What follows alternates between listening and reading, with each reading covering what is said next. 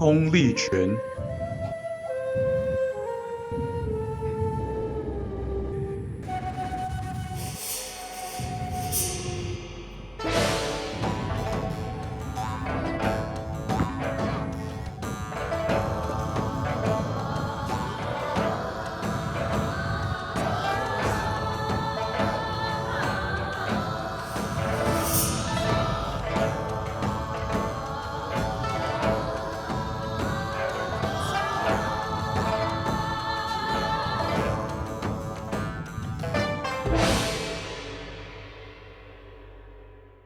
What's up, everybody? This is me, Vincent Zheng, the Wandering Warrior.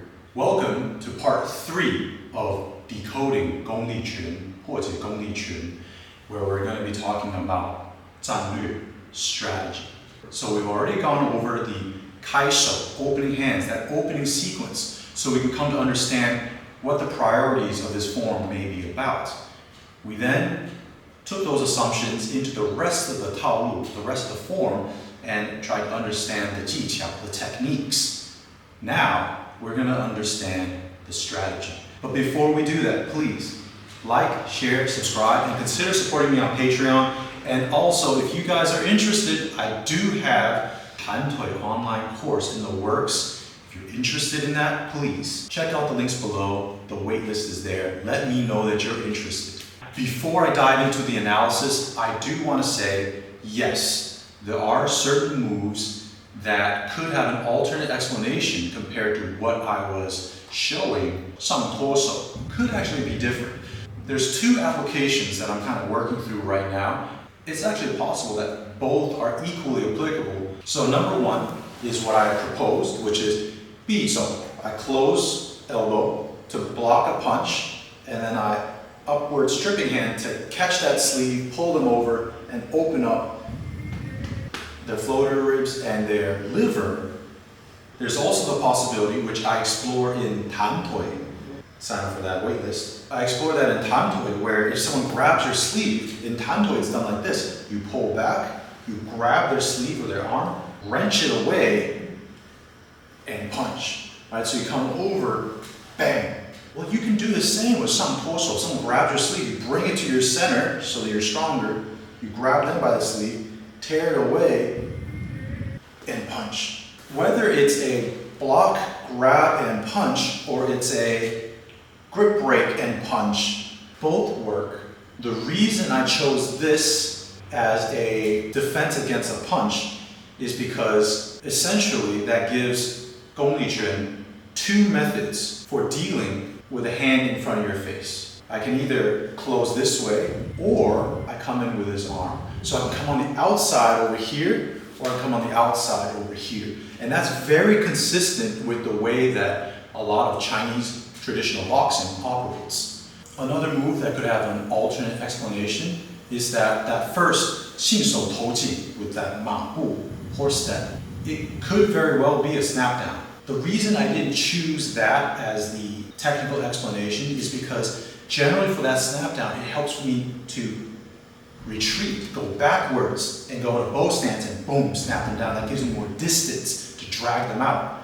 Another technique that could have an alternate explanation is the 锁国, 通天, right? The one that looks like an uppercut. It could actually just be a fireman carry, just like 锁国盖兵. Come under. When I do that, at least I notice that it put their feet in just the right positioning for me to hook a leg, pull up, pull down, and throw them over. I don't really see a problem there, and either way, it fits the tactical slot of following up that failed hip toss with a lifting throw of some kind.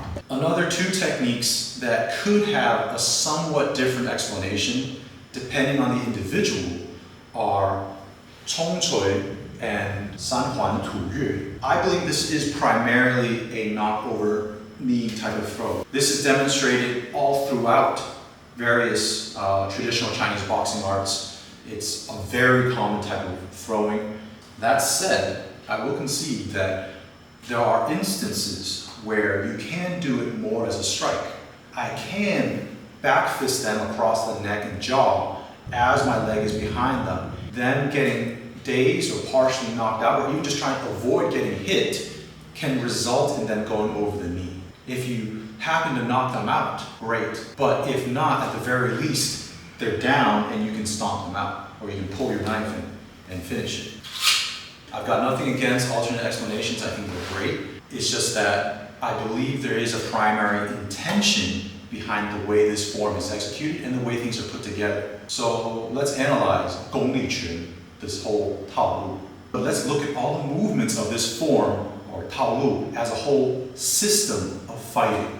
So what I'm going to do first is I'm actually going to take all of the moves in the form, minus the opener and the closer, everything in the middle, and I'm going to categorize them. Anti-grabbing, or fighting off other people's grips, including them grabbing you and trying to throw you. 2, striking. 3, kicking. 4, knee attacks. And 5, throwing.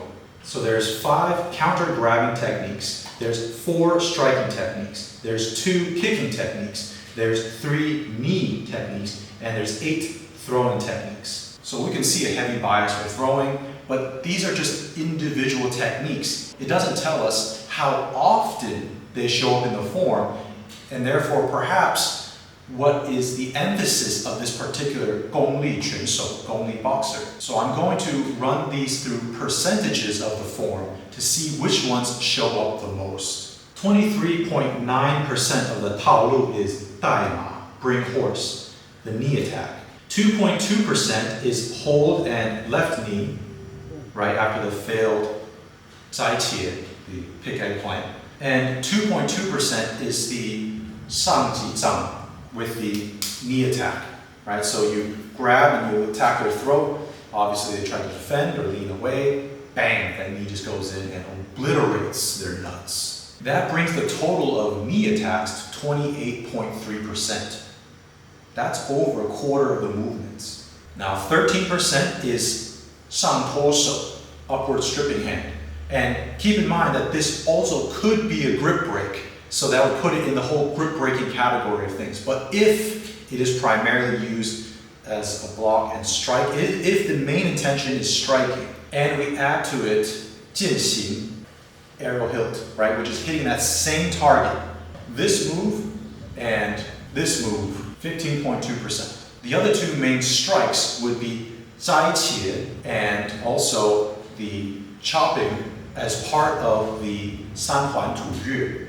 When you combine those together, they comprise 13% of Gong Li Quan.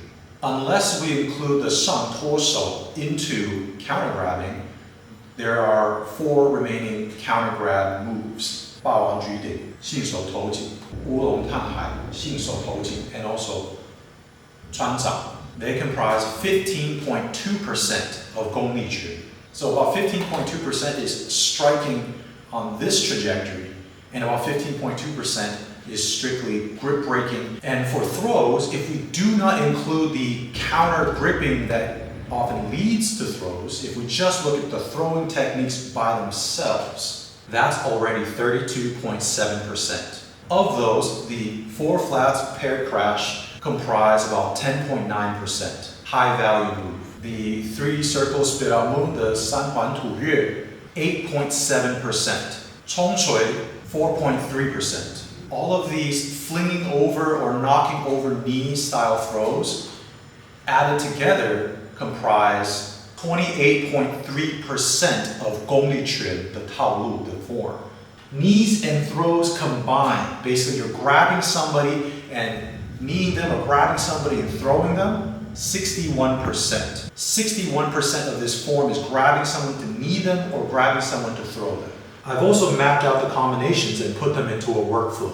You can see how the 上托手, the upward stripping hand, almost always leads to a 带马, bring horse, and of course, knee them.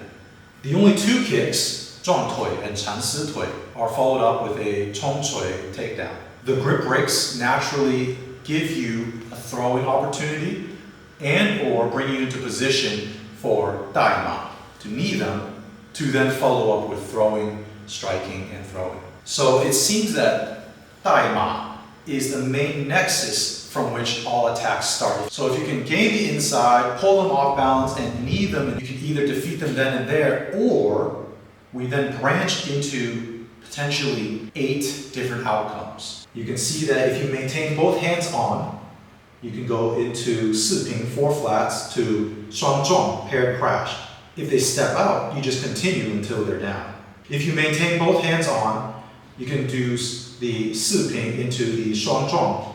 And then if they step to the sides, you can then use 贴身靠 to throw them. And if that doesn't work, you follow it up with a 锁脖通天. Number 3, if you only keep one of the hands on and they square up to you, just use the 坐盘击锤 to then do a 锁脖盖钉. So number 4, if you release or they manage to pull away, you chop, and of course if you chop them on the back of the head or neck, they could just get knocked out. Number 5, if you release or they manage to pull away, you chop, and they lean back, avoiding the second chop. Then you throw them over the knee using the 三环吐跃. Now number 6, if you release or they manage to pull away, you chop, and then you begin to chop again, and they begin to press in to protect themselves. You then kind of lean away using 拜式, as in defeated stance, right? You lean away from them and use 摘茄, pig eggplant. And that could incapacitate them then and there. Now number 7, if you release or they manage to pull away, you can chop, begin to chop, and as they begin to press in to protect themselves, use 摘茄, pig eggplant, but then they avoid the groin attack, so then you throw them over the knee with a Russian punch, a 冲锤. Now number 8, if you release or they manage to pull away, you can chop, begin to chop, they begin to press in to protect themselves, you 摘茄, pig eggplant, but they block the groin attack. You grab their blocking hand and then you launch the knee.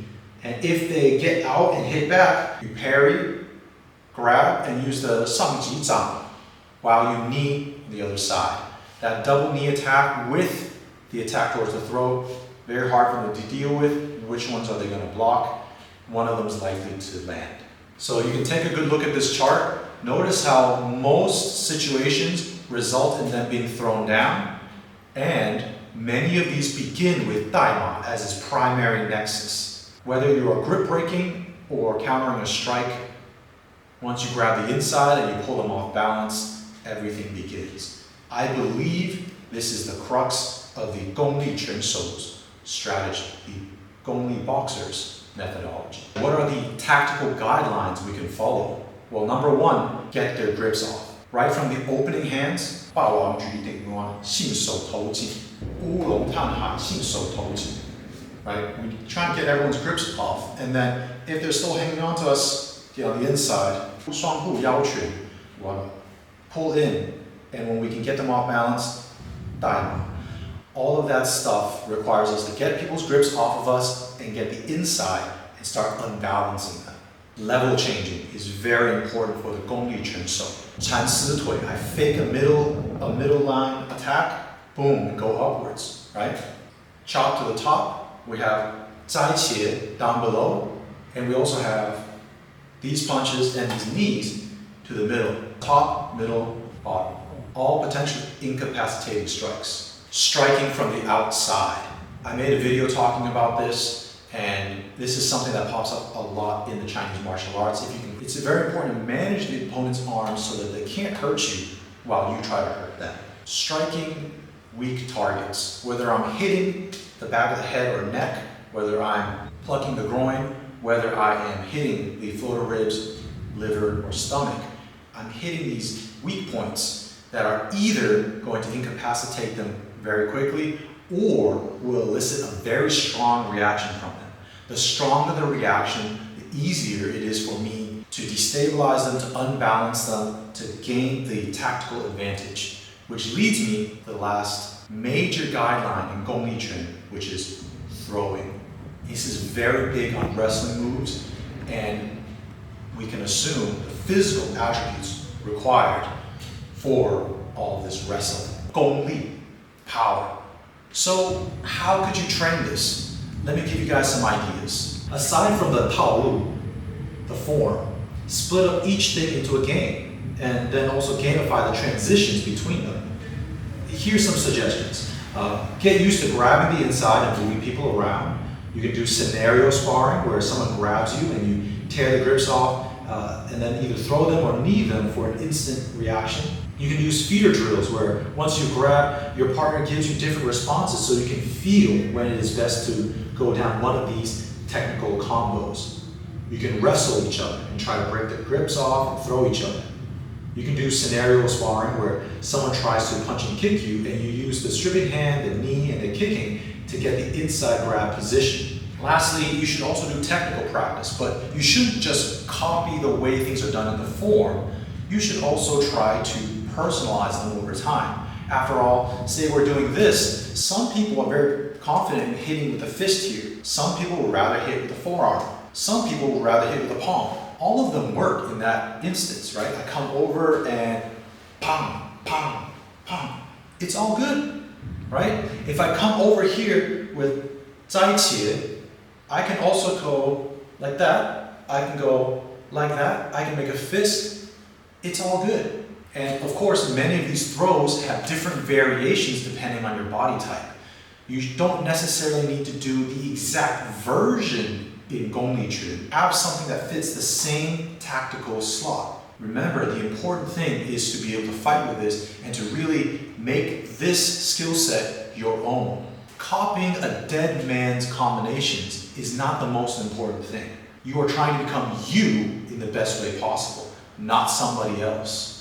Thank you for joining me on my journey. I salute yours. Peace.